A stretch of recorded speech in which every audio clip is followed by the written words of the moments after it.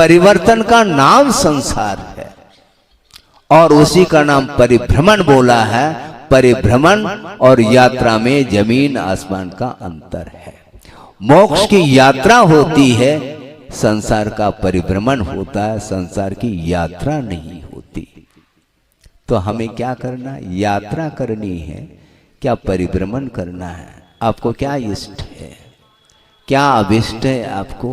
महाराज हमें तो परिभ्रमण समाप्त हो जाए। समाप्त हो जाए ऐसा कहने से तो समाप्त नहीं होगा। आगम के अनुरूप, गुरुओं के संकेत के अनुरूप, उनके आदेश के अनुरूप यदि हम कदम रखते हैं तो निश्चित रूप से उसी समय से आपका विकास प्रारंभ होगा, इसमें कोई संदेह नहीं है। पटेरा की बात है, बहुत पुरानी घटना प्रसंग है। आचार्य महाराज शुरुआत में हटा पटेरा कुंडलपुर बार बार वहीं घूम करके आते थे और आचार्य भक्ति के उपरांत पटेरा में छोटा सा स्थान था, संघ भी छोटा था, 3-4 क्षुल्लक और आचार्य महाराज बैठे हैं। 2-4 सज्जन आए और चर्चा चल पड़ी कि महाराज सुनते हैं, केवल एक व्यक्ति के मुख से नहीं सुनते, प्रत्येक व्यक्ति के मुख से यही सुनने में आता है कि इस पंचम काल में किसी को मुक्ति नहीं है। हाँ, मुझे भी ज्ञात है, लेकिन यहीं तक विचारों को विराम नहीं देना चाहिए, उनका ये कहना था। तो सज्जन ने कहा कि महाराज तो ऐसी स्थिति में वर्तमान में भी मोक्ष है क्या? कौन निषेध करता है? कौन निषेध करता है? इसको लेकर के आपके मन में ये विकल्प आ सकता है, भले ही हम और आपको नहीं होगा, किंतु अपहरण जो शुद्ध होते हैं उनके लिए मुक्ति होने में कोई बाधा नहीं। हाँ, ये तो ठीक है। इतना ही नहीं, एक कदम और आगे बढ़ करके उनका कहना ये रहा कि वर्तमान में मुक्ति है। महाराज जल्दी स्पष्ट कर दो, बहुत आकुलता है। इसी का नाम तो संसार है, इसी का नाम संसार है। और जिसके जीवन में जितनी जितनी मात्रा में निराकुलता बढ़ रही है उतनी मात्रा में वह मुक्त है। मुक्ति और कौन सा मोक्ष? किस चिड़िया का नाम मोक्ष है? निराकुल भाव का नाम मोक्ष।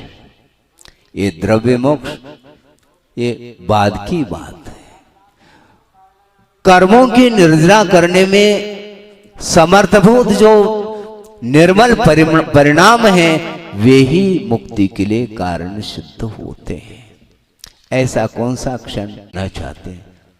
मोक्ष तो आकुलता बिन कही। मोक्ष प्राप्त करने की आकुलता भी ठीक नहीं कहते हैं आचार्य महाराज कि आकुलता क्यों करते हो? आकुलता करने से होता क्या है? आकुलता के कारण विश्वास में कमी आती है, ये उनका कहना है।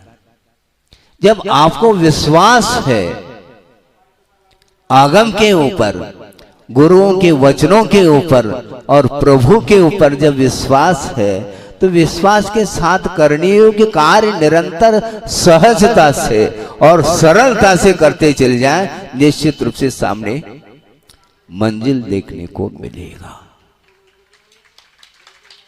बहुत कठिन हो चुका है वर्तमान में।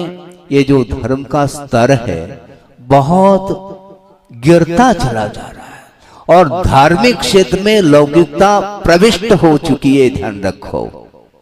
हाँ, मैं पढ़ रहा हूं, मैं गलत नहीं कह रहा हूं, क्योंकि गुरुदेव ने कई बार उन्होंने कहा, मैं उन्हीं वचनों को रिपीट करता रहता हूं, शब्द भिन्न हो सकते हैं।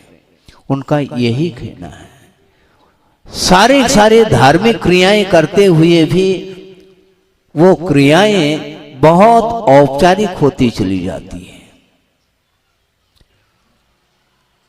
हमारे सामने वह प्रसंग यही की बात है चातुर्मास हो रहा था और शांति धारा हेतु लोगों ने, श्रावकों ने निवेदन किए, महाराज आपको भी वहां पर पहुंचना है। हाँ ठीक, वैसे ही हम प्रतिदिन पहुंचते हैं, देख लेंगे शांति धारा। जा करके बड़े बाबा की वंदना कर ली, स्तुति कर ली, वहीं पर बैठ गए और वहां पर पहले से ही शांति धारा करने वाले काफी सज्जन एकत्रित हुए थे और